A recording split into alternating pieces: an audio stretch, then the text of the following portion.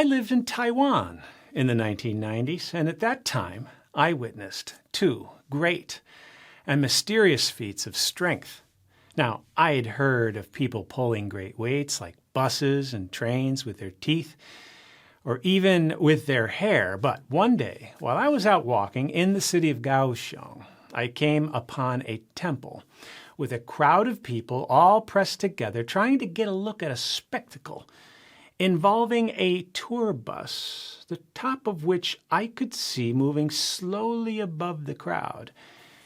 Now, as a foreigner of 6'2", I was able to look over their heads and witness a leather strap attached to the front of the bus with the other end of the strap attached to and being pulled by a monk's penis. Yes, his penis. This was a special kind of strength, the strength of self-control.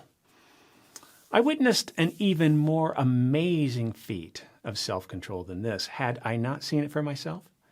I never would have believed it, but it happened, and it was even on the TV news. And that is the story I'm going to tell you. The hero in this story is Michael McCreary, a fellow English teacher at the college where I taught in Taiwan.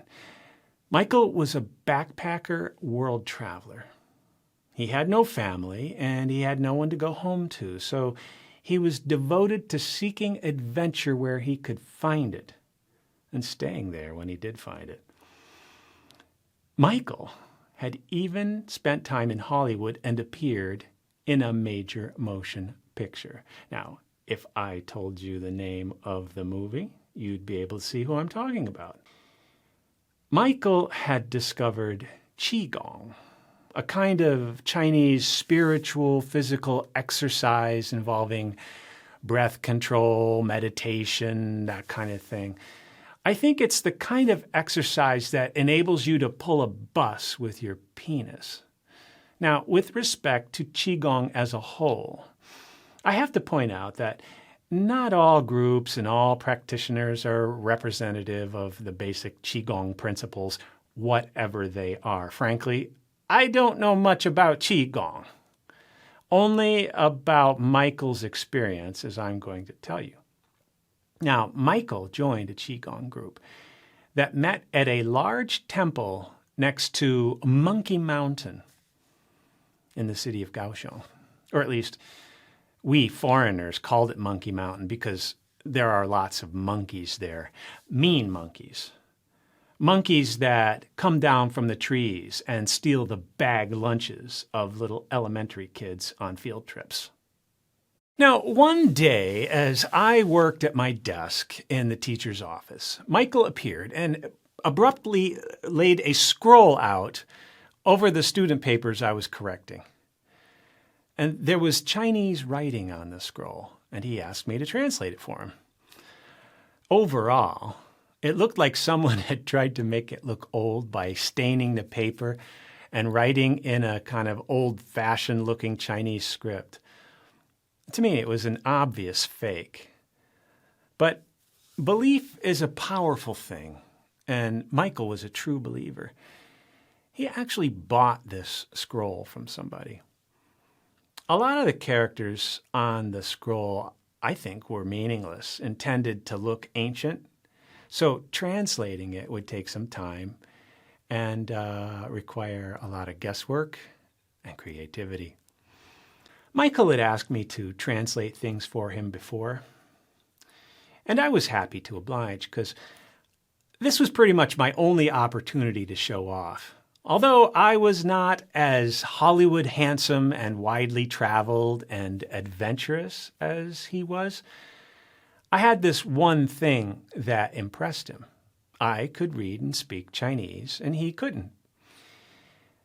This thrust me into the awkward position of being Michael's interpreter and handler at the school.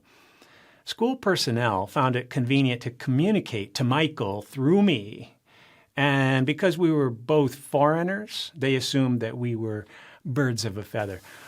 But really, we couldn't have been more different in personality. Now, I'll let you in on a little secret. At that time, my ability to translate Chinese wasn't all that good. I took the gist of the Chinese and I fudged it into good English. And I counted on the inability of Chinese readers to really compare what I'd written in English to the original Chinese. I'll give you an example of how I fudged my way through translation. Recently at work, I handled a phone call from Michael that was from a clinic of some kind. Chinese medicine, I presumed it was, because Michael was into that kind of thing. I came into the office one day and I saw Michael yelling on the phone in English, as if yelling can somehow bridge the language barrier. Well, Michael saw me walk in and he gestured to me and he impatiently handed me the phone. I was caught completely off guard.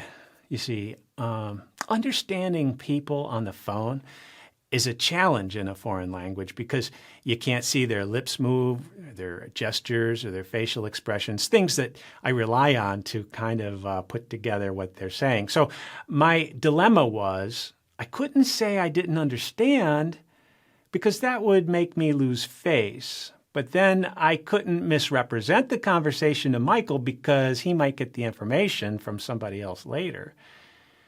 So I put on a confident face and I took the phone receiver. The voice on the phone spoke very quickly, but I was able to ascertain two things. First, the results of Michael's recent checkup, presumably that's what it was, were good. The key words in Chinese were yang, which is the bright, positive, white side of the yin-yang symbol, as opposed to yin, which is the dark, negative, black side of that symbol. Second, they wanted Michael to come to the clinic in person and pick up the written report. So, keeping up my facade, I quickly thanked the person on the phone. I hung up and I told Michael, it's good news. Also, they said you should come in and pick up the written report. Well, Michael laughed with relief, so I laughed along with him, and then I quickly changed the subject. So Michael gave me the scroll to translate. I thought I did a pretty good job of making it sound good in English. The gist is this. The first mark of self-control in humans, and indeed all mammals, is the ability to control their bowel movements. When we come into this world, we are incontinent. The first step towards the strength of self-control is control over our bladder and bowels. There's a profound principle in this. Bowel movements cause balance, equilibrium, or in Western psychological terms, homeostasis. Through these movements, we attain equal pressure within and without. Therefore, with the proper meditation, we may reach an advanced state, an ability to consciously control the involuntary movements of our body. Bears and woodland creatures hibernate, and turtles, frogs, and snakes are nearly frozen each winter. The cicada is dormant for 17 years. It is within the power of the human spirit to achieve anything that is possible in nature. Our very understanding of being can be transcended with the proper meditation and belief. Well, the part about controlling your bowels and animals hibernating was in the scroll, but I made the rest of it up. I figured it was harmless, so I wrote my translation down and I gave it to Michael. He really seemed to like it. In the weeks that followed, Michael actually began to achieve greater control over all of his habits. Within a couple weeks, he was going for 3-4 days without eating and only drinking a few ounces of water each day. The usually brash, impatient Hollywood Michael began to transform into slow, deliberately self-controlled Michael. But things started to get weird. when he had his students in his conversation classes tie him up with rope. And then he proceeded to slip out of the ropes by relaxing his muscles. It created quite a buzz all over the school. And, of course, because I was Michael's handler and interpreter, the other teachers came to me to ask what was going on with him. But Michael made me swear to cover for him and not talk about the scroll or his spiritual work, as he put it. Michael believed he was achieving something important. He didn't want to be bothered or interrupted, and he didn't want to have to explain anything. And this was fine with me because I didn't want to admit my part in all of it. But I was now in a very awkward position. Michael began missing work regularly, and I had to cover his classes. I visited him in his little rented room on the days he missed school, and he was usually meditating on the floor, silent and motionless. The meditation went on for like half a day at first, and then eventually whole days, and then several days at a stretch. And when I was lucky enough to catch him when he wasn't deep in a meditative trance, I told him, "Michael, the school is talking about letting you go." The school tried to contact him, but he avoided him. And he told me to tell the school that he left Taiwan and he went back to the States. So that's what I told him. Michael never even returned to pick up his last paycheck. Things got busy at school because we had to scramble to cover for Michael, who everybody thought had gone back to the U.S. So I didn't go visit him for a couple weeks. But when I finally did go, I was surprised to find another foreigner living in Michael's room. This guy told me Michael skipped out a couple weeks ago without paying his rent. And he didn't know anything else except that Michael left all his clothes and stuff in the room. The landlord moved them out into the hallway. So this was concerning. I was sure he'd gone to the Monkey Mountain Temple. So Saturday afternoon, I went there and I asked around. Nobody'd seen him for a week or 10 days. They weren't sure. I stood outside the temple looking up at Monkey Mountain, and it dawned on me. He's up there. I remember him talking about hiking up there and finding little places to hide out. So I found the main path up the mountain. It's a wooden stairway with steel cables. It had handrails and thick cables to keep people on the path and out of the woods. Monkeys usually perched on the handrails to see if they could steal anything from the hikers. I knew there were unauthorized paths along the way somewhere. So I looked carefully at the banyan vines and tropical growth along the stairs, and I saw a broken vine and some trod-upon leaves, and I thought, this must be it. So I jumped over the cable, and I went down into the moss and vine-covered crevices that are formed by ancient ocean coral. When you step a few yards off the main trail, you're practically invisible. I stumbled through the jungle toward the ocean side of the mountain, and I got lucky. There, on a little clearing, on a flat surface with a view to Taiwan Strait, was Michael. His brown hair and blue clothes were in sharp contrast to the 100 shades of green around him. He was motionless in the lotus position, eyes closed, face serene. I called out to him, but he didn't stir. I thought about tapping him on the shoulder or patting his face, but that got me in trouble once before. This meditative state was his great accomplishment, and he was proud of it. He believed that he was doing something truly supernatural. And I must admit, it did seem pretty supernatural that he could sit there like an inanimate object.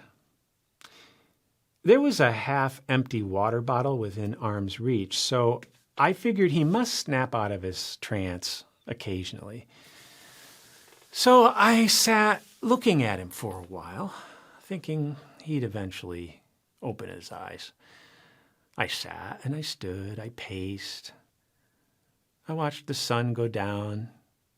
Cargo ships disappeared into shadows. I thought, I better get out of this jungle before it gets dark. I'd just have to leave Michael there for now, and I'd return Sunday morning with something for him to eat. So after some trial and error, I found my way back to the wooden stairs. I descended Monkey Mountain, hopped on my motor scooter, and went home. I got up early Sunday morning, and I went to the 7-Eleven for a couple bottles of water, tea, eggs, and a Japanese seaweed and rice triangle thing for Michael's breakfast. He'd have to eat sometime.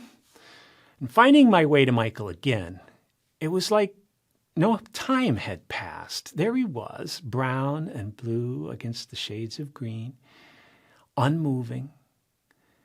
The water bottle was still half empty in the same place as it was the day before. And again, I respected his wishes and I didn't bother him. I set the food and water bottles down in front of him.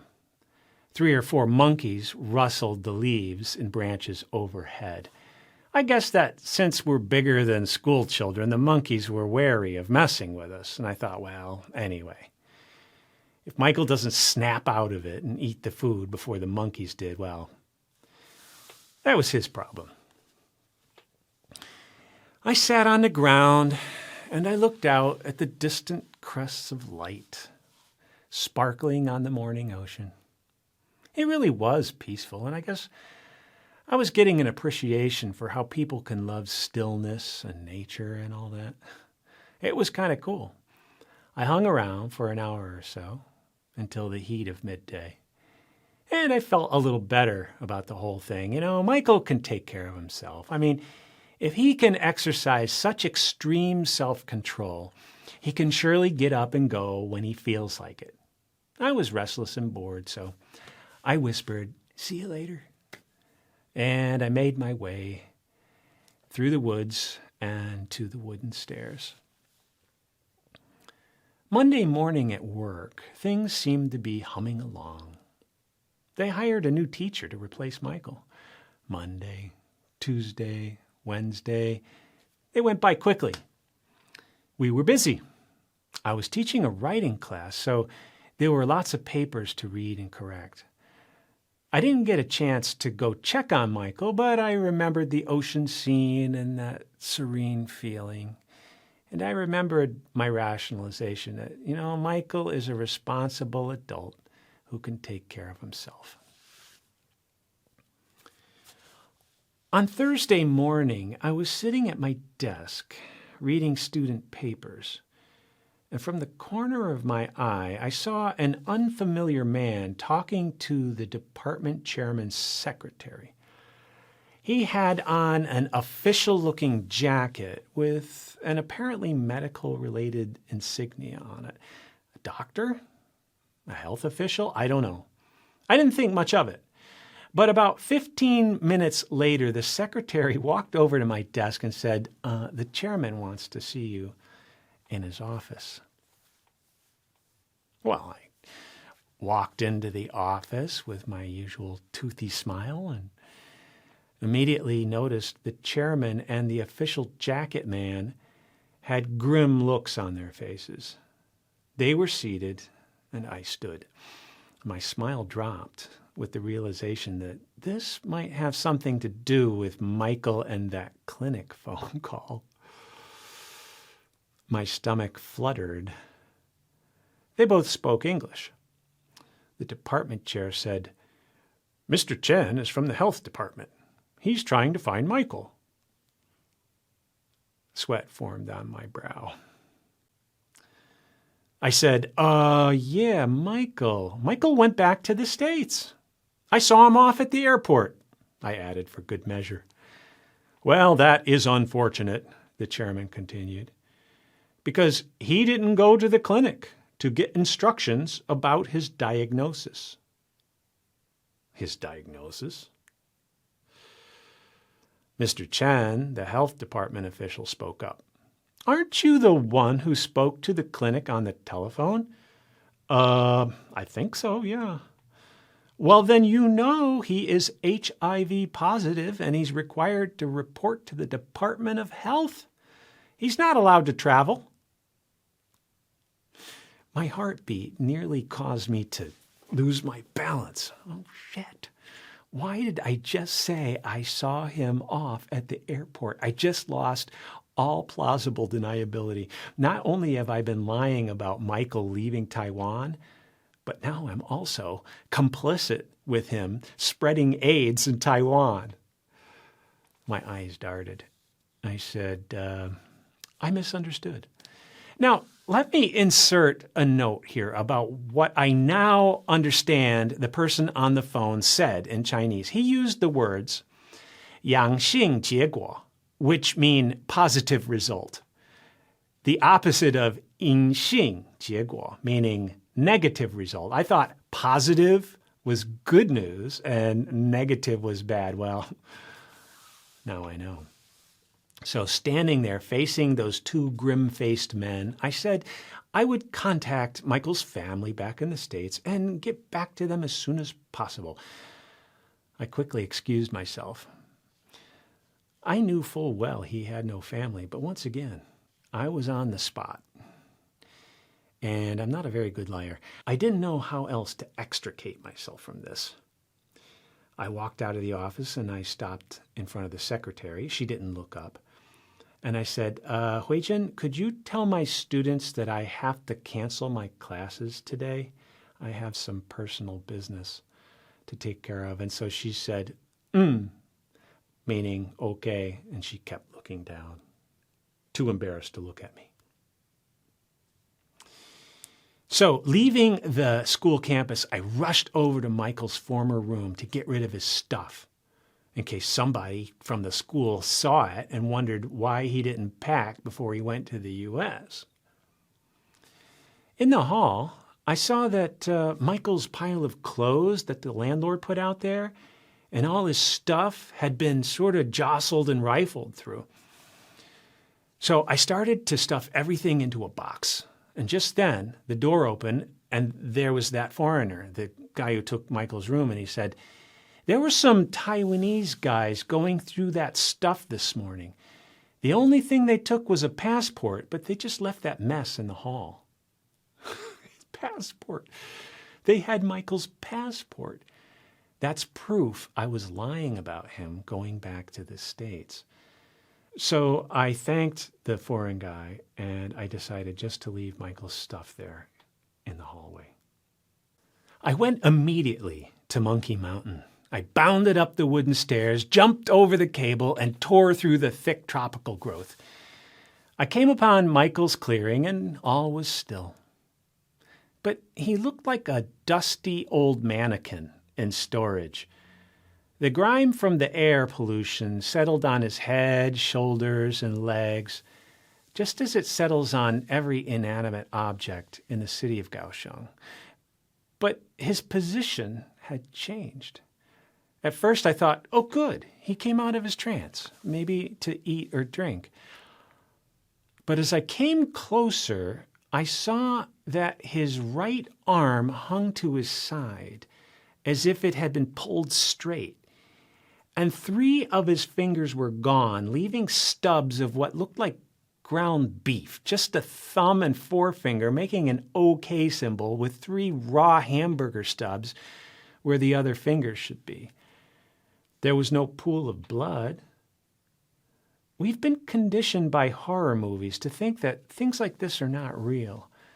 So I stared for about 15 seconds before reality hit me.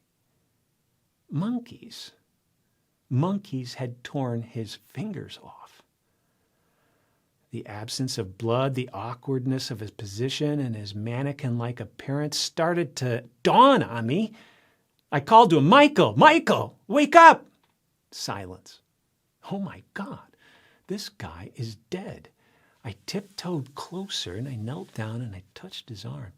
And some dust transferred to my finger. He was as cold as a mannequin, and yet he was still cross-legged. His face, though dusty and gaunt, still had the same expression. So I stood up and backed away. This guy is a goner. Panic started to come in waves, and here I was, staring at this corpse that I thought was a serenely meditating man. I sat next to him and contemplated the lovely ocean sunset. I lied for him, I lied about him, I lied to him, and now he's dead. And if anybody finds him here, I am in trouble. Should I bury him? Well, just then, I heard cracking twigs and crunching leaves. I heard the sound of voices. It wasn't monkeys. Someone was coming. And not just one person, but a group. So I slowly backed into the growth opposite the corpse with the monkey-bitten finger stumps. And I began to move as quickly and quietly as I could in the opposite direction of the voices. I had to jump down several crevices and more or less stumble all the way down the mountain. I made it to the road, though not exactly sure where I was. I saw flashing lights coming from the direction of the temple. I couldn't risk going to the temple to get my motorcycle, so I walked fast toward the city. My options had run out. The school knew I lied about Michael going back to the States. And the authorities would want me for not reporting the AIDS case. And now, for suspicion of murder, since they'd found his body and I emphatically claimed that I had seen him off at the airport. Any way I turned, I was in trouble, big trouble. Now, if I could just escape Taiwan somehow, I could leave all of this behind. If I could get on an airplane before the cops had an opportunity to put the word out on me, I could do it. So I made my way back to my apartment. I grabbed my passport and stuffed a few things into a backpack, and I hurried to the train station, and I caught the next train to Taipei. From there, I could head to the airport and maybe get on a waiting list for a flight to the U.S. Fortunately for me, air travel was a lot simpler back in the 90s, before 2001 and all the security measures.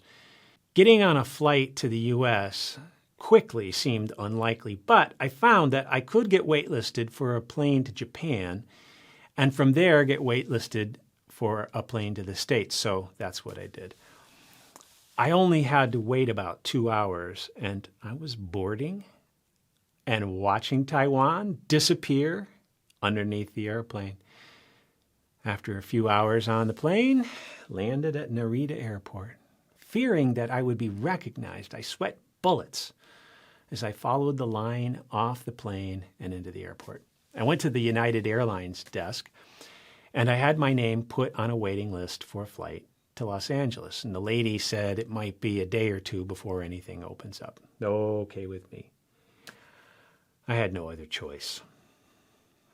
So I found a padded bench to sit on, and I sat staring.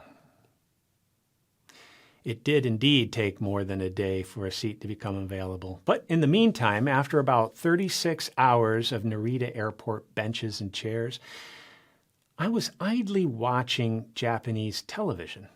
I considered the weirdness of Japanese commercials. Then I saw a familiar scene. It was Kaohsiung, Taiwan, and there were a bunch of health officials standing there. And it said, in Chinese with Japanese subtitles, it said, "A foreigner was found barely alive, wounded, emaciated, but is now in stable condition in a Kaohsiung hospital. Officials are amazed at his ability to survive for an estimated 6 weeks without food or water." There was nothing about suspect sought or anything. The fact that he was found was the big news. Wow. It dawned on me all at once. Michael really did achieve something amazing. But more importantly, I was not wanted for murder, even though I had totally ruined my reputation and burned my bridges. Michael became something of a celebrity in Taiwan. But he ended up being deported sometime later. I'll tell you about that in the next installment.